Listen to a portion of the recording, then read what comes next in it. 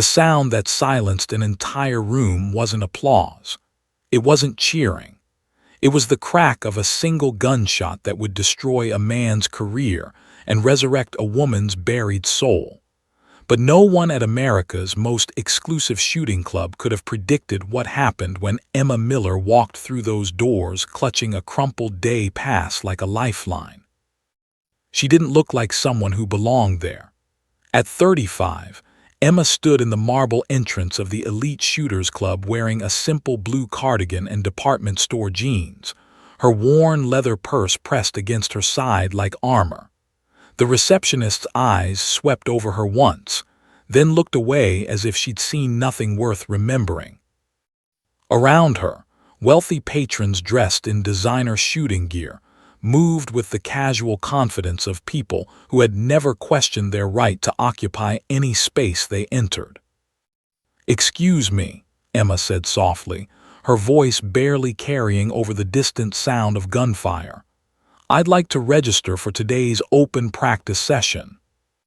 The receptionist's gaze traveled from Emma's sensible shoes to her simple ponytail, cataloging every detail that marked her as an outsider. "Membership cards only," she replied, the dismissal wrapped in professional politeness. Emma reached into her purse with careful fingers, withdrawing a crinkled envelope. "I have a day pass. It was a gift." The words carried weight she couldn't explain, a promise made to someone who could no longer hear her keep it.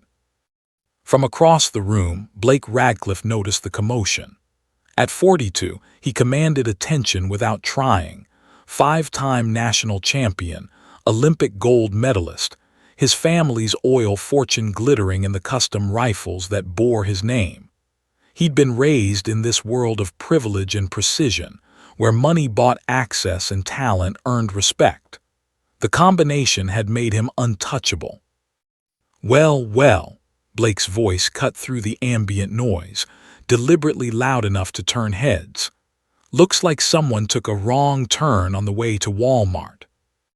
Laughter rippled through his circle of admirers, each chuckle another weight on Emma's shoulders. She kept her eyes fixed on the floor as she made her way to the basic range, past the display cases filled with gleaming trophies and photographs of Blake's victories. The whispers followed her like smoke. Emma found a spot at the far end of the basic range, away from the curious stares and cruel comments. She placed her purse on the small shelf with the reverence of someone handling sacred objects. From within, she withdrew a cloth-wrapped package, her movements precise despite the tremor in her hands. The fabric fell away to reveal a standard Glock 19, serviceable, reliable but utterly ordinary compared to the custom masterpieces the club members wielded. Blake and his entourage had drifted closer, drawn by the promise of entertainment. $10 says she can't hit the target, one of them joked, the bet casual as ordering coffee. Blake's laugh held no warmth. "Make it 10,000. I bet she's never held a gun in her life."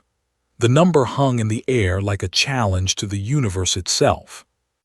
He sauntered over to Emma's station, his approach calculated for maximum audience impact. "Excuse me, ma'am," he said, false politeness dripping like honey over broken glass. "Are you sure you're in the right place? This isn't a knitting circle." Emma finally looked up, and for a moment that stretched like eternity, her hazel eyes met Blake's blue ones. There was something in her gaze, a steadiness, a depth that made him falter for just a heartbeat. Years of grief had carved hollows in her face, but they had also burnished something unbreakable in her spirit. "I'm just here to practice," she said quietly, her voice carrying an undertone Blake couldn't identify. He recovered quickly, his smile sharpening into a weapon. "Practice? Honey, this is a place for serious shooters. $10,000 says you can't hit the bullseye from 50 yards. Emma's expression remained neutral, but something flickered in her eyes, not fear but recognition. She understood the game being played, the performance demanded of her. "I don't have that kind of money," she replied. Blake's grin widened, victory already tasted. "If by some miracle you make the shot, I pay. If you miss, you leave and never come back. Deal." The club manager, Rebecca Johnson, approached with concern etched in her professional features.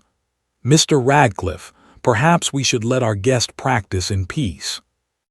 Blake waved her away without looking, his attention fixed on Emma like a predator watching wounded prey. "Stay out of this, Rebecca. We're just having a friendly wager." Emma's gaze dropped to her left hand, where a simple gold band caught the fluorescent light. She twisted it once, a gesture so small, so private, that only the most observant would have noticed.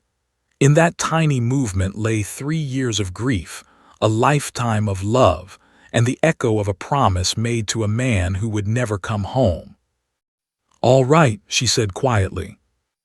The words landed like a stone in still water, sending ripples of surprise through Blake's confidence. His eyebrows shot up before settling into triumphant satisfaction. "Excellent. Ladies and gentlemen, we have ourselves a show." But what no one saw was the subtle transformation that occurred as Emma picked up her Glock.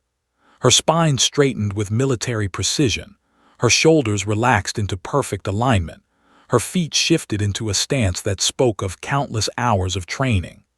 No one recognized the controlled breathing pattern or the expert grip, and no one realized that the simple gold ring on her finger had once belonged to one of the most legendary snipers in SEAL Team 6 history. The weight of that ring carried more than just the memory of Nathan Miller. It carried the ghost of every lesson he'd taught her, every patient correction, every whispered encouragement. It carried the weight of a promise she'd made in Arlington National Cemetery 3 years ago, watching her husband's flag-draped coffin disappear into the earth that would hold him forever. Nathan had been her everything: husband, teacher, protector. He'd served 15 years in the Navy SEALs, his exceptional skills as a sniper earning him both medals and the respectful nickname, the Ghost, among his peers. They'd called him that because he could hit targets no one else could see, because he moved through enemy territory like smoke, because he brought his brothers home when others said it was impossible. They'd met in the most ordinary way, a chance encounter at a coffee shop in Burlington, Vermont, where Nathan was visiting a wounded teammate. Emma had been working as an accountant then, her life as predictable as the numbers she managed daily. But Nathan had seen something in her that she'd never recognized in herself. Their conversation stretched from apologies into hours, from strangers to soulmates in the span of an afternoon. Their wedding 6 months later was small, attended by a handful of friends and Nathan's fellow operators with their vigilant eyes and quiet intensity. Emma learned to read the signs. The way Nathan's jaw tightened when he couldn't discuss his missions, the careful way he moved through crowds, the nightmares that woke him gasping in the dark hours before dawn. "I wish I could tell you everything," he would say, tracing her cheekbone with his calloused thumb. "But I can tell you this: you're the reason I fight to come home." It was during one extended period stateside, after a mission that had left Nathan with ligament damage in his knee, that he first took Emma to a shooting range. "If I'm going to be away so much," he'd explained, adjusting her stance with gentle hands, "I want to know you can protect yourself." What began as a safety measure evolved into something sacred, a shared ritual that gave Emma insight into her husband's world without words. Nathan proved to be a patient instructor, and Emma an unexpectedly gifted student. "You're a natural," he'd whispered the first time she hit a bullseye, his breath warm against her ear. "You've got the 3 things that make a great shooter: steady hands, perfect vision, and the ability to stay calm under pressure." Over 3 years, whenever Nathan was home, they practiced together. He taught her everything: proper stance, breathing control, sight alignment, trigger discipline. Shooting isn't about aggression, he would explain, his voice carrying the weight of hard-earned wisdom. It's about absolute control over your body, your breath, your fear. Emma absorbed every lesson, finding unexpected peace in the ritual and precision. Those sessions at the range became sacred spaces, moments of connection that transcended language. Sometimes his SEAL teammates would join them, their approval carrying more weight than any trophy. "Boss never shuts up about your progress," Michael Reeves had confided one afternoon, his weathered face creasing into a rare smile. "Says you're a better natural shot than half the guys he's trained." The last time they went shooting together was 2 days before Nathan left for his final mission. He'd been unusually quiet that day, more focused on watching Emma than improving his own marksmanship. "Promise me something," he'd said, his voice rough with emotion she didn't understand. "Promise me you'll keep practicing even when I'm not here." Emma had nodded, unable to comprehend the gravity behind his request. She thought he was worried about her safety during another deployment. She never imagined he was asking her to carry forward a piece of their love after he was gone. The call came on a gray April morning while Emma was reviewing quarterly reports in her small office. The voice on the other end was formal, careful, trained to deliver devastating news with clinical precision. Helicopter crashed during a classified mission. No survivors. The details that followed blurred together like watercolors in rain. She stood under that same gray sky at Arlington National Cemetery 3 weeks later, the crisp snap of the honor guard's rifles cutting through solemn silence. The folded American flag pressed against her chest felt impossibly heavy as she watched Nathan's casket disappear into the earth. Master Chief Nathan Miller, hero, husband, ghost, reduced to a plot of ground and a marker that would never capture who he truly was. After the funeral, Emma couldn't bring herself to visit a range. Nathan's guns remained locked in their safe, untouched monuments to a shared passion she couldn't bear to revisit alone. She moved to Boston for a fresh start, taking a position at a corporate accounting firm where no one knew her story, where she could disappear into the anonymity of numbers and spreadsheets. For 3 years she existed rather than lived. She performed her job competently, paid her bills, maintained the external appearance of someone who had moved forward. But inside, she remained frozen in that cemetery, holding a flag that represented everything she'd lost. Then last week, a package arrived from Michael Reeves. Inside was a day pass to the Elite Shooters Club and a handwritten note. "Nathan would want you to keep your promise. 3 years is long enough to grieve alone. Come back to the living, Emma." Now, standing in that elite shooting range with Blake Radcliffe's cruel challenge hanging in the air, Emma felt something stir within her, a spark of the person she had been before grief hollowed her out. As she lifted the Glock, muscle memory took over, Nathan's training flowing through her like a river returning to its course. The world narrowed to 3 points: herself, the gun, and the target. Emma took a deep breath, held it for a moment, then slowly exhaled halfway. In that perfect stillness between heartbeats, she squeezed the trigger. The shot rang out crisp and clean in the hushed range. Through the settling echo, the mechanical whir of the target retrieval system seemed unnaturally loud.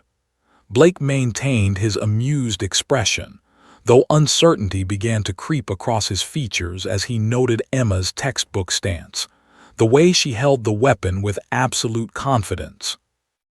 The target moved slowly toward them, building suspense with each mechanical click. When it finally arrived, a perfect hole marked the dead center of the bulls. Not close, not good, but absolutely perfect. The silence that followed was profound, a vacuum of sound where Blake and his entourage struggled to process what they were witnessing. Emma calmly placed the Glock on the counter, her expression unchanged, as if hitting impossible shots was as natural as breathing. Blake snatched the target, examining it with increasing desperation. "Beginner's luck," he finally declared, his voice carrying a sharp edge that cut through the stunned quiet. "Anyone can get lucky once." But Rebecca Johnson, the club manager who had witnessed thousands of shots in her career, stepped forward with genuine admiration, replacing her professional caution. "That was an exceptional shot, Miss Miller," Emma supplied quietly. "Emma Miller."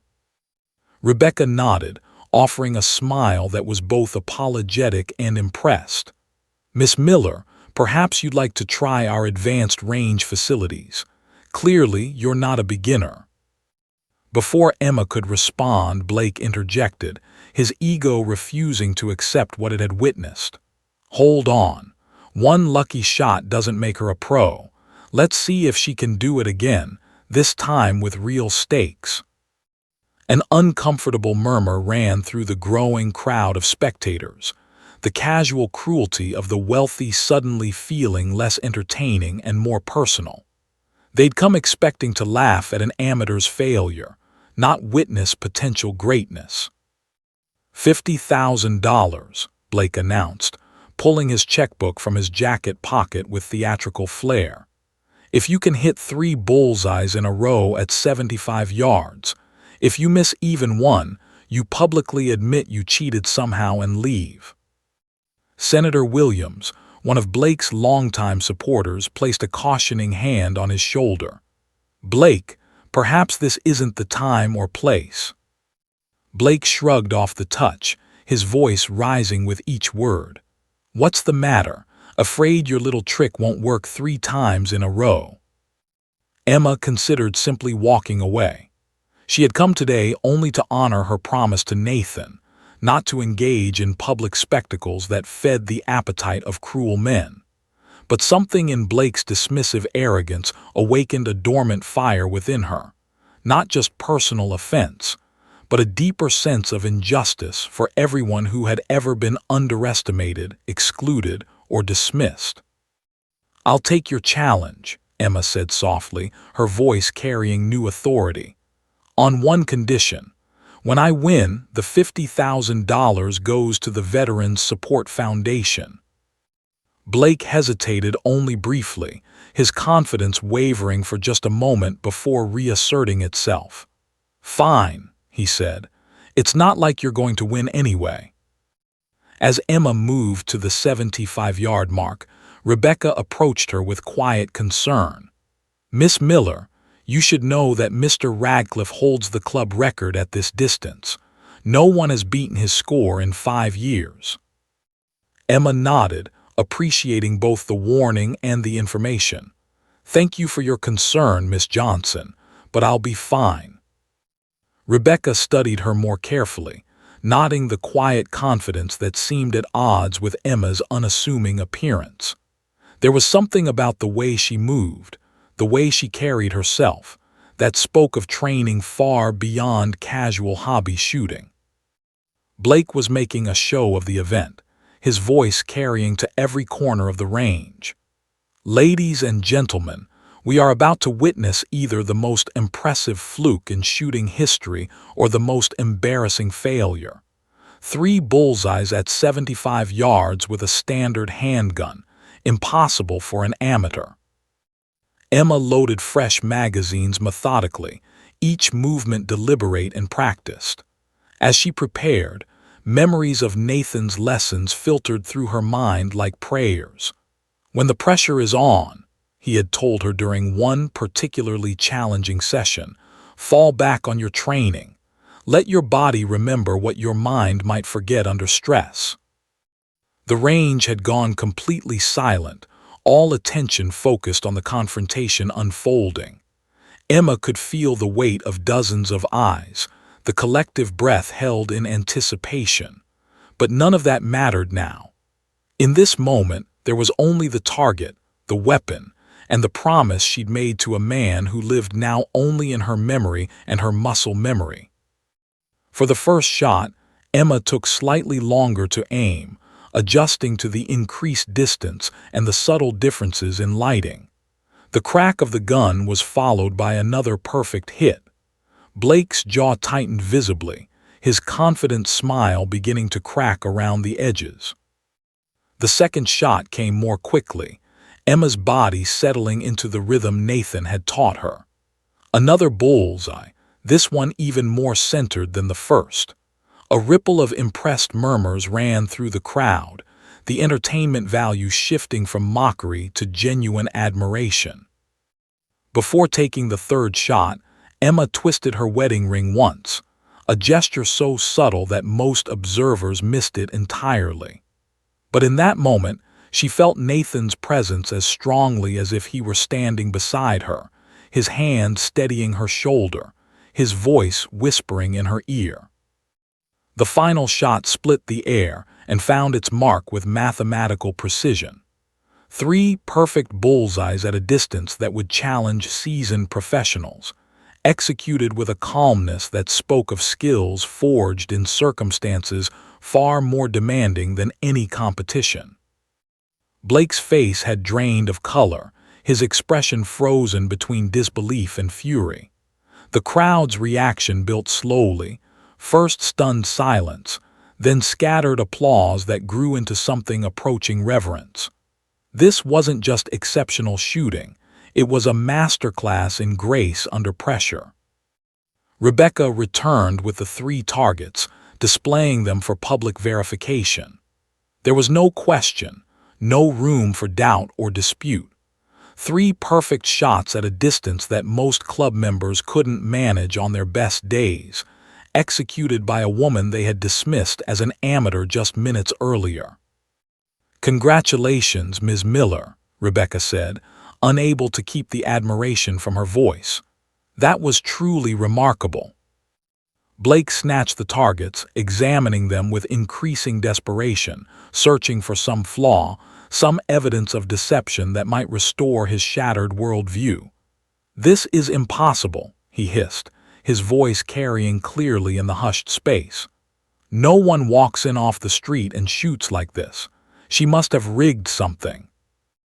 Emma remained calm, though steel entered her voice for the first time that day.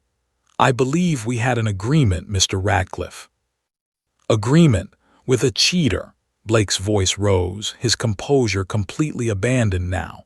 "I'm not paying $50,000 based on some trick." Rebecca intervened, her professional training finally overriding her fear of Blake's influence. "Mr. Radcliffe, Ms. Miller's performance was witnessed by dozens of members, including Senator Williams. The shots were legitimate and, frankly, extraordinary." Blake rounded on her, his finger jabbing the air inches from her face.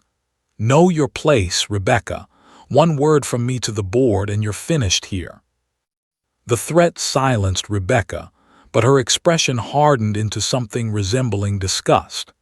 Emma watched the exchange with quiet intensity, seeing not just Blake's desperation, but the casual cruelty with which he wielded power over others. "If you're accusing me of cheating," Emma said evenly, her voice cutting through Blake's bluster, "perhaps we should discuss this more privately." Blake misinterpreted her intent, seeing retreat where she offered dignity. "Private so you can avoid the consequences. No, let's settle this right here, right now." He turned to address the crowd, his voice carrying the practiced authority of someone accustomed to commanding attention. "Ladies and gentlemen, I propose a real challenge. 1 week from today, a formal competition. Me versus our mystery sharpshooter. 10 stations, varying distances, with club-provided equipment to ensure everything is fair and above board." Emma realized she had unintentionally stepped into something much larger than a simple wager. Part of her wanted to retreat back into the anonymity that had protected her for 3 years. But a stronger part, the part Nathan had recognized and nurtured, knew she couldn't back down now. "I accept," she said quietly, her voice carrying further in the silent room than Blake's shouting had.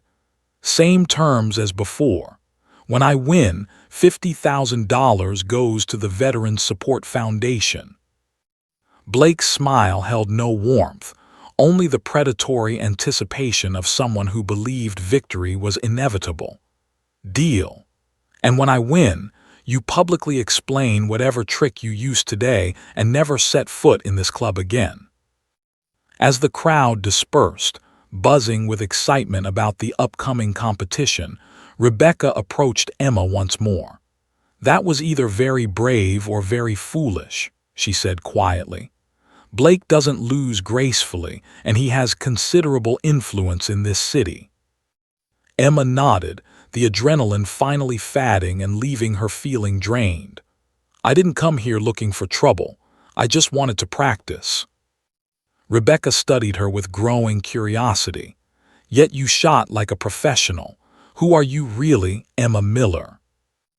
Emma gathered her belongings, wrapping the Glock in its cloth with the same reverence she'd shown when unwrapping it.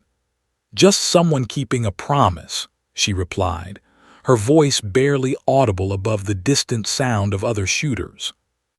What neither Emma nor anyone else in the room knew was that Blake Radcliffe was already making phone calls, his voice tight with barely controlled panic as he instructed his personal assistant to find out everything about Emma Miller, no matter what it took, no matter what it cost. Because Blake had recognized something in Emma's shooting that the others had missed entirely: the distinctive technique of military training, executed with a precision that couldn't be faked or learned from YouTube videos.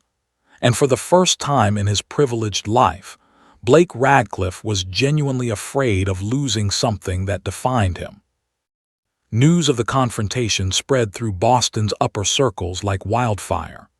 By evening, Blake's phone buzzed constantly with messages from friends, rivals, and journalists seeking details about the mysterious woman who had challenged the city's shooting champion. The story had all the elements that made social media gold: wealth versus modesty, arrogance meeting unexpected skill, David facing Goliath with deadly accuracy. Seated in his penthouse overlooking the Charles River, Blake swirled aged scotch in a crystal tumbler, his post-victory celebration ritual now transformed into a desperate attempt to calm frayed nerves. The view that usually filled him with satisfaction, the glittering city spread below him like a kingdom he ruled, now felt precarious, threatened by a woman in a simple cardigan who shot like a trained killer. Jessica Thompson, his girlfriend of 2 years, scrolled through her phone with growing alarm. As a former model turned social media influencer, she understood the mechanics of public opinion better than Blake's sheltered world had prepared him for. "They're calling her the unknown marksman," Jessica reported, her usually buoyant voice carrying uncharacteristic concern. "Someone posted a blurry video of her final shot. It's already got 50,000 views and climbing fast." Blake drained his glass, the expensive whiskey burning like acid in his throat. One lucky day doesn't make her a marksman. By next week, everyone will know she's a fraud. Jessica looked up from her screen, her expression unusually serious. "Blake, honey, those weren't lucky shots. I've watched you compete for years. I know what real skill looks like. She's good, really, really good." The sharp ring of his phone interrupted their conversation. Blake checked the caller ID, immediately straightening as he recognized his private investigator's number. This was the man who had helped him navigate several delicate situations over the years, the kind of problems that money could solve, but only if handled with absolute discretion. "Tell me you found something," Blake demanded without preamble, not bothering with pleasantries. The voice on the other end carried the professional neutrality of someone accustomed to delivering uncomfortable truths to powerful clients. "Not much yet, Mr. Radcliffe. Emma Miller, 35, works as a senior accountant at Meridian Financial, Moved to Boston from Virginia Beach 3 years ago after her husband's death. Clean record, pays her taxes, keeps to herself. No social media presence, no competitive shooting background that I can find. Blake's frustration mounted with each word. Nothing about Emma's public profile explained the skills he'd witnessed. That's impossible. Nobody shoots like that without serious training. Dig deeper. I want to know about instructors, gun ranges, shooting clubs, anything. I'll expand the search, the investigator replied carefully. But Mr. Radcliffe, if she learned to shoot in military circles or through government training, those records might be protected or classified. After ending the call, Blake paced the length of his living room like a caged predator. The wall displaying his most prestigious awards, Olympic gold, national championships, corporate sponsorship plaques, seemed to mock him now. Each trophy represented years of dedication, natural talent, and financial advantages that should have made him unbeatable. I don't understand, he said, more to himself than to Jessica. Who is she? Where did she learn to shoot like that? Jessica set down her phone, watching him with growing unease. In 2 years together, she'd never seen Blake genuinely worried about a competition. His confidence had always been absolute, sometimes infuriatingly so. Blake, maybe it's time to let this go. Pay the charity donation, chalk it up to an off day, and move forward. Your reputation can survive one loss. Blake stopped abruptly, turning to face her with an intensity that made her instinctively lean back. This isn't about the money, Jessica. It's about everything I've built, everything I represent. My reputation, my legacy. It all depends on maintaining absolute dominance in this sport. His voice carried an edge of desperation that Jessica had never heard before. If I lose to some nobody accountant, every victory I've ever achieved becomes questionable. Sponsors will drop me, clubs will question my records, other competitors will see weakness. One loss doesn't just cost me a competition, it costs me everything. Across town, Emma sat at her small kitchen table, staring at her phone as missed call notifications continued to accumulate. Michael Reeves had tried to reach her 7 times since she'd left the shooting range. The military community, despite its size, operated on networks of connection that could span decades and continents. News traveled fast among those who understood the significance of exceptional marksmanship. Emma brewed a cup of tea and carried it to her small balcony, the events of the day replaying in her mind with cinematic clarity. Part of her regretted accepting Blake's escalated challenge. The attention was unwelcome, the spotlight uncomfortable for someone who had spent 3 years learning to be invisible. Yet another part felt strangely liberated, as though something long dormant had awakened and stretched itself toward the light. For the first time since Nathan's death, she had felt fully present in her own life, connected to skills and memories that made her more than just a grieving widow going through the motions of existence. Emma's phone buzzed again, this time displaying an unfamiliar local number. After a moment's hesitation, she answered. "Miss Miller, this is Rebecca Johnson from the Elite Shooters Club." Emma tensed instinctively. "Miss Johnson, what can I do for you?" Rebecca's voice carried an undertone of urgency that immediately put Emma on alert. "I probably shouldn't be calling you, but I thought you should know. Blake has people looking into your background. He's convinced you cheated somehow and is determined to prove it." Emma closed her eyes, unsurprised but disappointed. "Thank you for the warning, but I have nothing to hide." "Maybe not," Rebecca continued, her voice dropping to barely above a whisper. "But Blake Radcliffe has serious influence in this city. His family practically owns half of Boston's financial district. If he feels threatened, he can make life very difficult for people who oppose him." Emma appreciated the concern, but years as a military spouse had taught her to distinguish between real threats and intimidation tactics. "I'll be careful," she promised, "but I intend to honor our agreement." After the call ended, Emma opened the small wooden box that held Nathan's most precious possessions: his medals, letters from grateful families of soldiers he'd saved, and their wedding photo from what seemed like another lifetime. Beneath the folded flag from his funeral lay Nathan's training logbook, a meticulous record of every session, every lesson, every moment of progress. She flipped through the pages with reverent fingers, finding the sections where he had documented their practice sessions together. His handwriting was precise, economical. Emma, 50 yards, 9-10 bullseyes. Natural talent, better instincts than most recruits. The entries continued across months and years, charting her progress with the pride of a devoted teacher. Emma, demonstrating exceptional breath control under pressure, reminds me why I fight to come home. The words blurred as tears she hadn't allowed herself to shed in months finally broke free. Nathan had seen something in her that she was only beginning to understand. His training had been about more than self-defense or shared hobby. He had been preparing her for something he couldn't articulate, teaching her skills she would need for battles he hoped she'd never fight.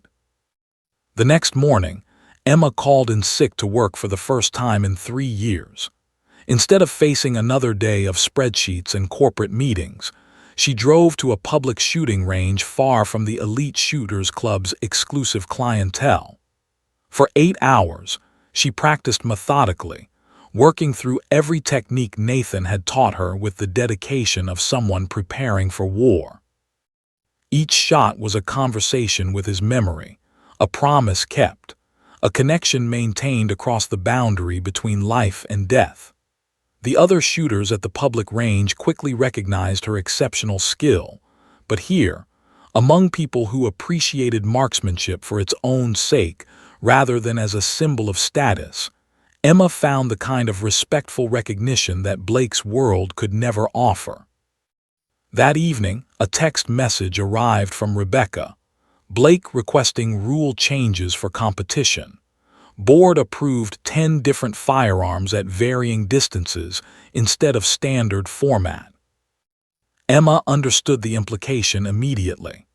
Blake was restructuring the competition to showcase the breadth of his training and experience, moving away from pure accuracy toward a demonstration of familiarity with multiple platforms, areas where her focused but limited training might prove vulnerable.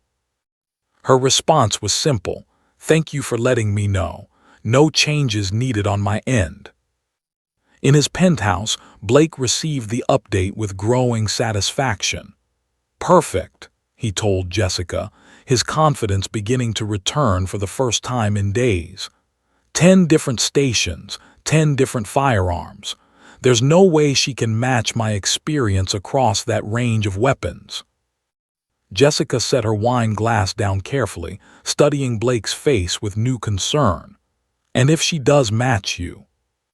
Blake's smile held no warmth, only cold calculation. "She won't. But if by some miracle she gets close, I've arranged a little insurance policy."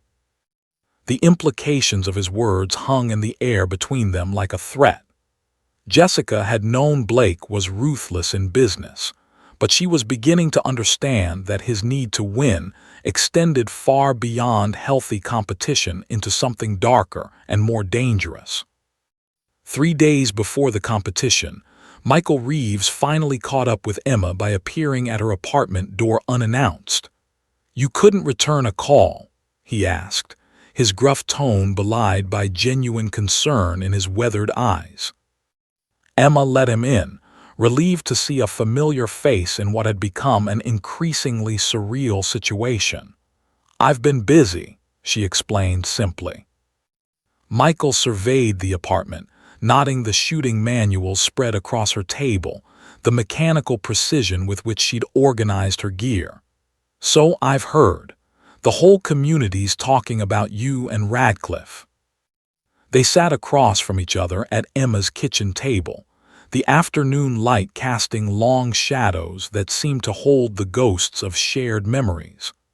Michael had been Nathan's closest friend in the teams, the brother who'd held Emma together during the darkest days after the funeral. "Nathan would be proud, you know," Michael said quietly. "Not just of the shooting, of you stepping back into the world, finding your strength again." Emma's eyes burned suddenly with tears she hadn't expected. "I'm not sure that's what I'm doing, Michael. This wasn't planned. I just went to practice to keep a promise. Now it's become this public spectacle." Michael nodded, understanding the weight she carried. "The best battles rarely are planned, Em, but sometimes they're exactly what we need to find our way back to ourselves." He reached across the table, his weathered hand covering hers briefly. "You're not alone in this. I've made some calls.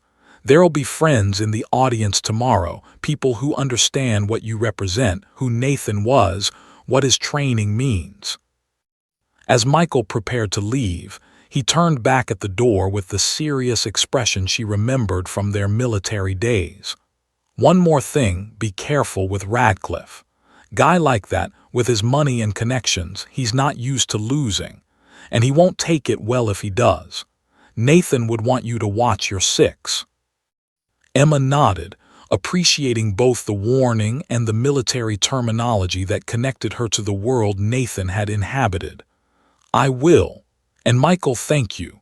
For the pass, for everything." His smile was warm, genuine. "Just keeping a promise to a brother, that's what we do." Blake Radcliffe's investigation into Emma Miller had begun as wounded pride, but had evolved into an obsession that consumed his attention more thoroughly than any competition preparation ever had. What started as routine background checking had revealed frustratingly little. No criminal record, no competitive shooting history, not even a speeding ticket. On paper, Emma Miller was exactly what she appeared to be, an unremarkable accountant living a quiet life in Boston. But Blake's instincts, honed by years of competition and corporate warfare, told him there were depths to her story that routine investigation couldn't reach. "I want you to focus on Virginia Beach," Blake instructed his investigator during their third conversation in as many days. "She lived there before Boston. Check shooting ranges, gun stores, instructors, anyone who might remember her. And that wedding ring she keeps touching, find out about her husband." The investigator's voice remained professionally neutral despite Blake's increasingly demanding requests. "Marriage records are public, Mr. Radcliffe, but if her husband was military, some information might be restricted." "I don't care what it takes," Blake interrupted sharply. "The competition is tomorrow. I need information now." After ending the call, Blake stood before his wall of awards, studying the Olympic gold medal from 8 years earlier. The younger Blake in that photograph beamed with genuine joy, an expression that had grown increasingly rare as success accumulated, and the pressure to maintain his position intensified. The breakthrough came that evening as Blake reviewed slow-motion footage of Emma's shooting form, searching for technical flaws he might exploit. His phone rang, displaying the investigator's number. "Virginia Beach was the key, Mr. Radcliffe. Emma Miller is the widow of Master Chief Nathan Miller, U.S. Navy SEAL, killed in action 3 years ago. Highly decorated sniper with an exceptional service record." Blake felt ice water replace the blood in his veins. "A SEAL sniper? Are you absolutely certain?" "Completely certain," the investigator continued. "Miller was known throughout the special operations community for training his wife. Military contacts called it unusual. Most operators don't share tactical skills with civilian family members. But Miller took it seriously, treated her like a student rather than a hobby shooter." Blake's mouth felt dry as desert sand. "Is there anything else?" "Just one thing," the investigator replied. "Miller had a nickname in the teams. They called him the Ghost for his ability to hit targets no one else could see. He held several unofficial long-distance records within the special operations community." Blake ended the call and sat motionless as the implications settled over him like a burial shroud. Emma Miller wasn't just lucky, and she wasn't a fraud. She was the protege of a legendary military sniper, trained by one of America's most elite warriors. The narrative Blake had constructed, exposing an amateur's lucky streak, was collapsing around him like a house of cards. Worse, the alternative narrative forming in its place was far more compelling to public imagination. The widow of a fallen hero, honoring his memory through skills he had taught her, challenging the privileged champion who had mocked her in her moment of quiet pilgrimage. In the span of one phone call, Blake had transformed from David facing an unknown Goliath into Goliath himself, wealthy, arrogant, crushing someone who represented everything noble about sacrifice and service. The optics were devastating, and in an era where social media could destroy reputations overnight, optics mattered more than skill. Across town, Emma was unaware of Blake's discovery as she focused on her own final preparations. The shooting range had become her sanctuary, the familiar ritual of practice her meditation. But her phone kept interrupting with calls from numbers she didn't recognize, journalists who had somehow gotten her information, seeking quotes for stories that were already being written about tomorrow's competition. On Thursday evening, Rebecca Johnson called again, her voice tight with barely controlled frustration. "Ms. Miller, I need to update you on one more change to tomorrow's competition format." Emma braced herself, knowing that Blake's desperation would manifest in increasingly dramatic rule modifications. "What now?" "Blake has requested, and the board has approved a modification to the scoring system.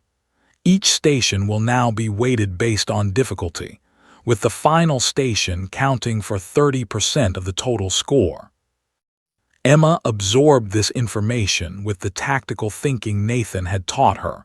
Always assume your opponent will change the rules to favor themselves. "Let me guess. The final station involves a weapon that Blake has exclusive experience with." Rebecca's hesitation confirmed Emma's suspicion. "It's a custom Macmillan TAC 338, a long-range precision rifle. Blake has one of only 5 in civilian hands in the Northeast. He's been training with it for 2 years specifically." Emma felt the familiar weight of calculated disadvantage, the kind of institutional bias that favored those with resources over those with raw skill. "I understand. Thank you for letting me know." After ending the call, Emma sat at her kitchen table contemplating this development. If Blake was investigating her military connections, it was only a matter of time before he discovered Nathan's identity and service record. The widow card would either generate sympathy or accusations of unfair advantage, depending on how the story was spun. But there was something else troubling her. The deliberate nature of these rule changes suggested Blake knew more about her background than he was admitting. His modifications weren't random. They were strategically designed to exploit specific limitations in her training. The next morning, Emma drove to a specialized range outside the city where she had arranged private access to practice with long-range rifles similar to the Macmillan platform. As she pulled into the parking lot, she noticed a black SUV with government plates parked near the entrance. Leaning against it was a tall man with the unmistakable bearing of special operations personnel. Alert eyes that cataloged everything, controlled movements that wasted no energy. the kind of presence that made civilians instinctively step aside without understanding why. "Mrs. Miller," he straightened as she approached. "Commander Wilson, former SEAL Team 3. I served with Nathan in Baghdad in 16. Emma had met dozens of Nathan's colleagues over the years, but this man wasn't familiar. "Commander, I don't recall Nathan mentioning you." Wilson's expression remained neutral, professional. "We weren't in the same squad, ma'am, but in the teams, we all know the Ghost's reputation. His legend extends far beyond his immediate unit." He gestured toward the shooting range. "Heard you might appreciate some guidance on the Macmillan TAC 338. I have considerable experience with that platform." For the next 4 hours, Commander Wilson guided Emma through the intricacies of the high-precision rifle, with the patience of someone who had trained countless operators in life-or-death skills. His instruction was methodical, building from fundamentals to advanced techniques with the kind of progression that turned amateurs into professionals. "Nathan taught you well with handguns," Wilson observed as Emma completed a series of increasingly accurate shots. "You have his patience, his breathing control. This isn't so different, just magnified. Trust what you know, let the training take over." By early afternoon, Emma was consistently hitting targets at distances that would have seemed impossible days earlier. The rifle became an extension of her will, each shot a conversation between her intentions and the laws of physics. As they packed up the equipment, Wilson handed her a small, leather-bound notebook.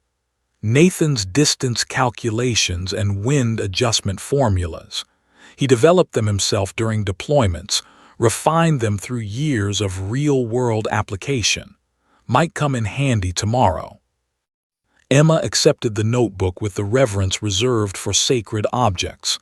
"Thank you, Commander, but I have to ask, why are you helping me? You don't even know me." Wilson's expression softened slightly, revealing the man behind the operator facade. "When you lose a brother in the teams, you look after what mattered to him. Nathan talked about you during downtime, how proud he was of your progress, your natural ability. Said you had the calmest hands he'd ever seen on a civilian." He paused, his eyes distant with memories of conversations held in dangerous places with a man who would never come home. "He also said you had something most people lack, the ability to perform when everything depends on it. Tomorrow, you're not just shooting for yourself. You're carrying forward something he believed in." As Wilson departed, Emma realized that her private challenge had expanded far beyond a personal confrontation with an arrogant champion. It had become a symbolic representation of deeper values. The quiet excellence Nathan had embodied versus the hollow privilege Blake represented. Understated service against flamboyant wealth, substance-confronting style. In his penthouse that evening, Blake received the final confirmation of Emma's connection to the legendary SEAL sniper.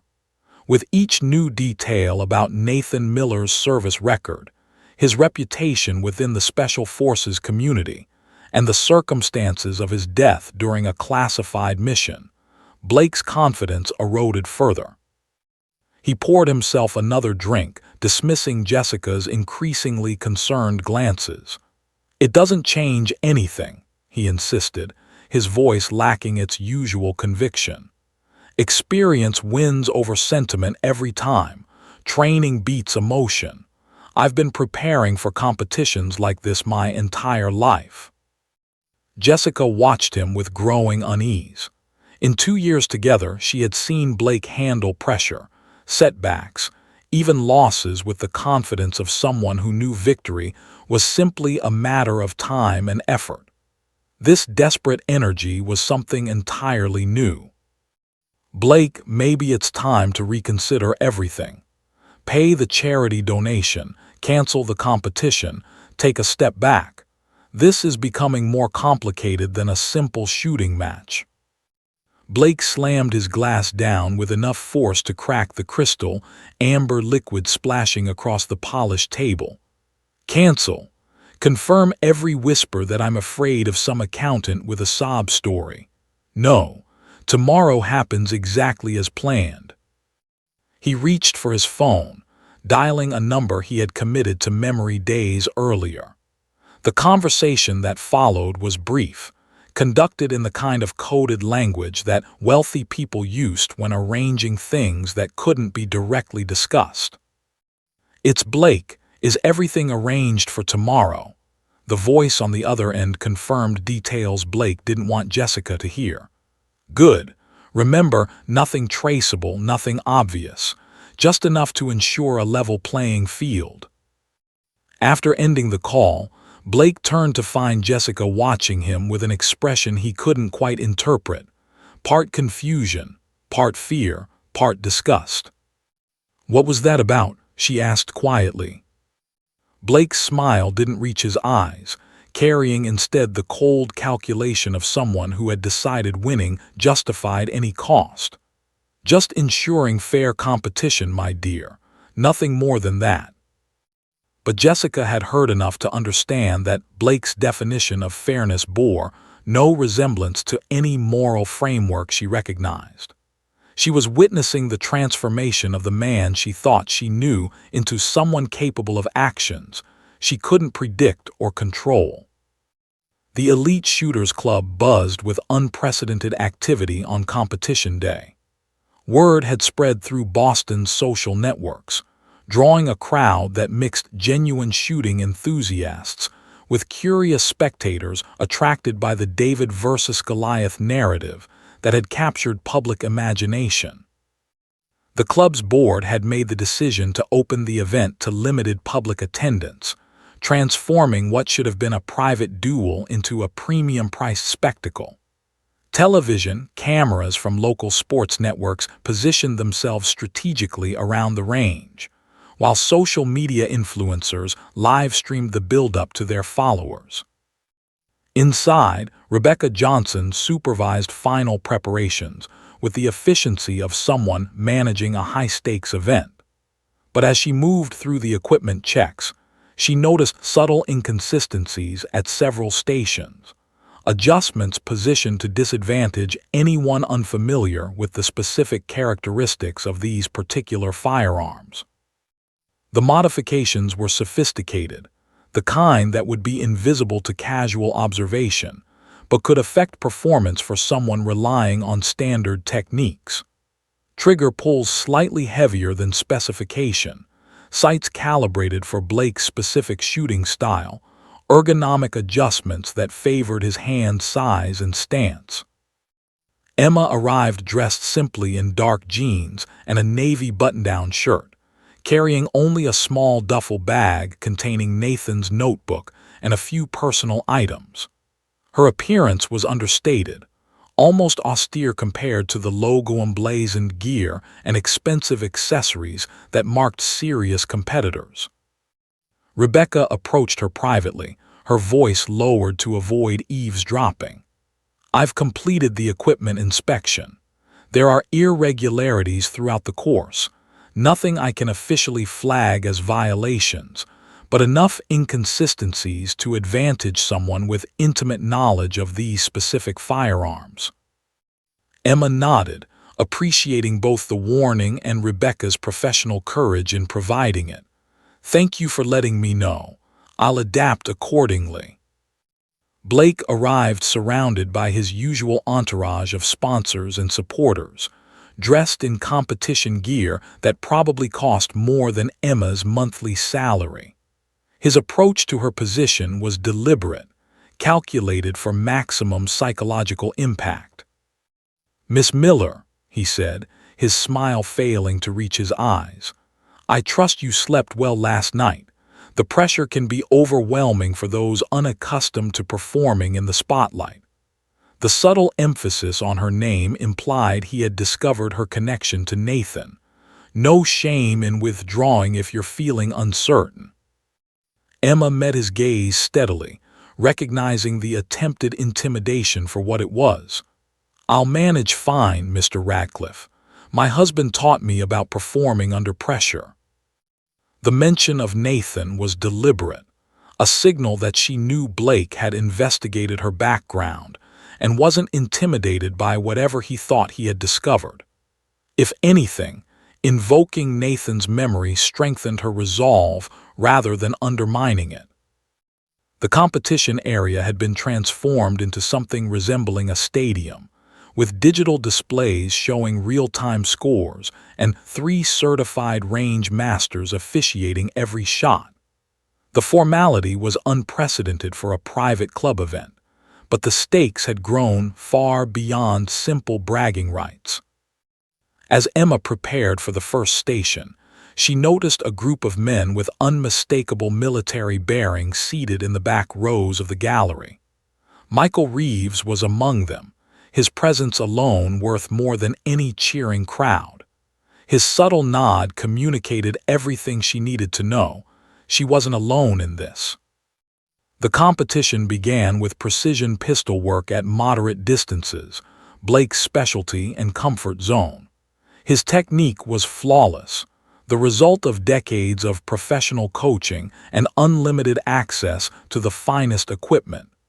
Each shot demonstrated the technical perfection that had made him a champion. Emma's approach was different, quieter, more economical, marked by a stillness between shots that spoke of training conducted under very different circumstances. Where Blake's style was polished performance, hers was functional efficiency. Through the first 4 stations, Blake maintained a slight but consistent lead, his competition experience showing in the small technical advantages that separated professionals from amateurs. The crowd responded to his showmanship, the confident gestures and practiced charm that made him a natural performer. But Emma's consistency was remarkable in its own way. She didn't waste movement, didn't showboat, simply stepped to each station and delivered precise, economical shooting that accumulated points through reliability rather than flash. At the 5th station, Emma encountered the first of the equipment issues Rebecca had warned her about. The trigger pull on the Sig Sauer pistol was subtly heavier than standard specification, enough to throw off timing for someone expecting normal factory settings. Instead of adjusting her stance or grip, Emma paused for a moment, hearing Nathan's voice in her memory. "Equipment fails, conditions change, enemies adapt. You adapt faster or you don't come home." She modified her technique mid-course, compensating for the mechanical disadvantage with the kind of real-time adaptation that couldn't be taught in any civilian program. Her scores at that station matched Blake's despite the handicap, a performance that drew appreciative murmurs from the knowledgeable spectators who understood the technical difficulty of what she had just accomplished. As the competition progressed through increasingly challenging stations, a pattern emerged that began to shift the crowd's energy. Blake excelled with competition-style firearms and familiar equipment, while Emma demonstrated remarkable consistency across all platforms, particularly with military-grade weapons. By the 8th station, Blake's lead had narrowed to a statistically insignificant margin. What had begun as his triumphant vindication was transforming into a genuine contest between 2 very different approaches to marksmanship. The audience grew increasingly vocal in support of Emma, captivated by her quiet competence in contrast to Blake's increasingly desperate showmanship. Social media posts from spectators began favoring the underdog narrative, the simple woman challenging the arrogant champion. Before the 9th station, Blake approached Emma with calculated casualness. "Impressive performance, Mrs. Miller. Your husband would be proud, I'm sure." He paused, ensuring she understood the implication. "The Ghost's techniques are quite distinctive. I did my homework." Emma's hand stilled momentarily at the deliberate use of Nathan's operational call sign, but her expression remained controlled. Then you know he valued integrity above all else, Mr. Radcliffe. Something to consider as we finish today's competition. When the ninth station concluded with scores essentially tied, the competition would be decided entirely by the final, most challenging event. The Macmillan TAC 338 at an exceptional distance that would test every aspect of long-range precision shooting. Emma approached the rifle and immediately noticed the subtle adjustments Blake had made: scope calibration, stock configuration. Even the bipod positioning was optimized for his specific shooting style and body mechanics. Rather than protesting or requesting modifications, she consulted Nathan's notebook, finding his formulas for compensating for equipment variations.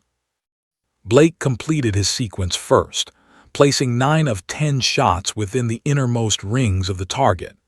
His final score set a benchmark that would require near perfection from Emma to overcome. "Not everyone is built for championship pressure," he remarked loudly enough for nearby spectators to hear, his confidence finally returning as he stepped back from the rifle. Emma took position behind the weapon, feeling the familiar calm descend that Nathan had described from his most critical missions. The noise of the crowd faded to silence. The pressure of expectation transformed into focused energy. She made her adjustments based on Nathan's formulas, compensating for Blake's sabotage with techniques born of combat experience. Her first shots hit with mathematical precision, each one building on the last in a sequence that demonstrated not just skill but absolute mastery of the fundamentals. By the 6th shot, all perfect bullseyes, the audience had gone completely silent, leaning forward in collective anticipation. As she prepared for her 7th shot, a sharp reflection of light flashed across her sight picture, a momentary distraction from someone near Blake's entourage. The interference was subtle but deliberate, timed to disrupt her concentration at the critical moment. Emma paused, recognizing the sabotage for what it was. Instead of frustration or anger, she felt only the cold determination Nathan had described as the mark of a true professional. She adjusted her position slightly, blocked out the distraction, and refocused with absolute control. The 7th, 8th, and 9th shots continued her perfect sequence. As she prepared for the final shot that would determine the competition's outcome, Emma twisted her wedding ring once, not from nervousness, but as a conscious invocation of everything Nathan had taught her about performing when everything mattered. With absolute control over breath, heartbeat, and intention, she sent the final round downrange with unwavering precision. A 10th consecutive bulls that didn't just match Blake's performance, it surpassed it completely.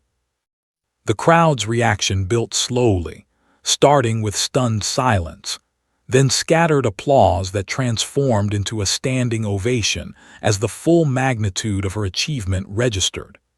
She had delivered a perfect performance under maximum pressure, overcoming deliberate sabotage and equipment manipulation through pure skill and determination. "Final results," Rebecca announced officially, her voice carrying clearly over the dying applause. "Emma Miller 1st place, Blake Radcliffe 2nd place." Blake's sportsmanship mask slipped completely, revealing the raw fury that had been building throughout the day. His handshake was perfunctory, hostile. "This isn't over," he whispered, close enough that only Emma could hear. Emma replied with calm finality, "For today, it is. And I believe you owe $50,000 to the Veterans Support Foundation." Blake's facade crumbled completely in front of the assembled crowd. "You think this proves anything?" His voice carried throughout the now silent room. "That a military widow with some lucky shots can replace years of championship experience. This was nothing but a publicity stunt designed to embarrass me." The accusation hung in the air like a toxic cloud, transforming the atmosphere from celebration to confrontation. The equipment was rigged, Blake continued, his desperation now visible to everyone present. The whole competition was designed to make me look bad. The equipment was indeed rigged, Mr. Radcliffe, Rebecca cut in, her professional demeanor finally cracking to reveal her disgust. She held up a tablet displaying security footage, but not in Ms. Miller's favor. The screen showed clear evidence of Blake's technical advisor tampering with multiple firearms throughout the morning, adjusting triggers, sights, and ergonomics to disadvantage anyone unfamiliar with the specific modifications. The club's security system records all access to the equipment room, Rebecca continued. What we witnessed today wasn't just exceptional shooting, it was excellence achieved despite deliberate sabotage. The revelation sent shockwaves through the audience, transforming their admiration for Emma's performance into something approaching awe. She hadn't just won a competition. She had overcome systematic cheating with grace and skill that elevated her victory into something legendary. Blake stood frozen, the magnitude of his exposure registering not just as personal humiliation, but as the potential destruction of everything he had built. His reputation, his sponsorships, his entire identity as a champion, all of it crumbling in real time before a crowd that would carry this story far beyond the walls of the elite shooters club. By Sunday morning, video clips of Emma's perfect final sequence and Blake's public meltdown had spread across every social media platform, transforming a niche sporting story into a broader cultural narrative about privilege, integrity, and the power of quiet determination over loud arrogance. Emma woke to dozens of messages from journalists, sponsors, and television producers, but she responded to none of them. Instead, she made a single phone call to Michael Reeves. "It's gotten much bigger than I expected," she said, her voice carrying a weariness that came from unwanted celebrity. "What do I do now?" Michael's response was immediate and practical. "That depends on what you want, Em, privacy or justice." Emma considered the question seriously. Blake's behavior had gone far beyond simple poor sportsmanship into fraud and deliberate sabotage. He hasn't paid the donation yet, and the equipment tampering was criminal. There should be consequences for what he did. At the Radcliffe penthouse, Blake's crisis management team worked frantically to control the narrative damage. His publicist, a woman whose career depended on making scandals disappear, outlined their strategy with clinical efficiency. "We issue a statement citing extreme competitive pressure, acknowledge a momentary lapse in judgment, announce a substantial donation to veterans' causes, and you check into a high-profile wellness center for stress treatment," she suggested. The rehabilitation narrative plays better than denial. Blake refused every element of the plan. "I'm not apologizing to anyone. That woman had unfair advantages, military training that should have been disclosed. That's the real scandal here." Their emergency session was interrupted by the arrival of Boston police detectives. "Blake Radcliffe, we need you to answer questions regarding allegations of fraud and criminal tampering in connection with yesterday's shooting competition." The investigation that followed revealed violations of Massachusetts gaming laws, since the event involved substantial wagering. Blake's attempts to manipulate the competition had crossed from unsportsmanlike conduct into criminal behavior. Meanwhile, Emma met with the director of the Veteran Support Foundation, retired Marine Colonel James Harrison. His office walls displayed photographs spanning decades of military service and veteran advocacy, a lifetime devoted to supporting those who had served their country. "Several of our board members witnessed yesterday's competition," Harrison said, his weathered face creasing into a rare smile. "They've initiated proceedings to have Mr. Radcliffe's championship records reviewed for potential violations." He then presented Emma with an unexpected proposal that would transform her moment of victory into something with lasting impact. "Our foundation has been developing a marksmanship training program for veterans struggling with reintegration. The therapeutic aspects of shooting sports have shown promising results for PTSD treatment and confidence rebuilding."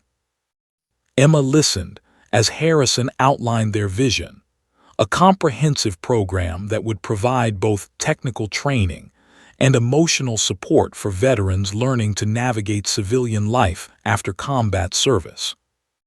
"We would be honored if you would consider taking a leadership role in this initiative," Harrison continued.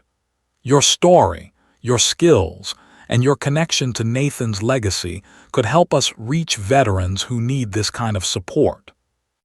3 days later, Emma reviewed the settlement offer from Blake's legal team.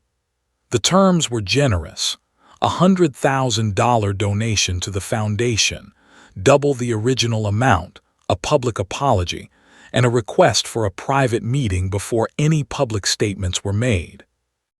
That meeting took place in a neutral conference room, away from cameras and spectators. Blake entered with his attorney, his usual swagger completely absent, designer competition gear, replaced by a conservative business suit that made him look younger and somehow diminished. "Mrs. Miller, I want to apologize for my conduct during and after the competition," he began, his words clearly rehearsed but carrying undertones of genuine remorse. "The truth is, I've built my entire identity around being the best. When you threatened that, I reacted poorly, criminally." The prepared statement gave way to something more authentic as Blake continued. "I've never faced someone who shoots for reasons beyond trophies or recognition. It was unsettling, threatening in ways I didn't understand. Your connection to your husband, the way you honor his memory through these skills, it made my achievements feel hollow somehow."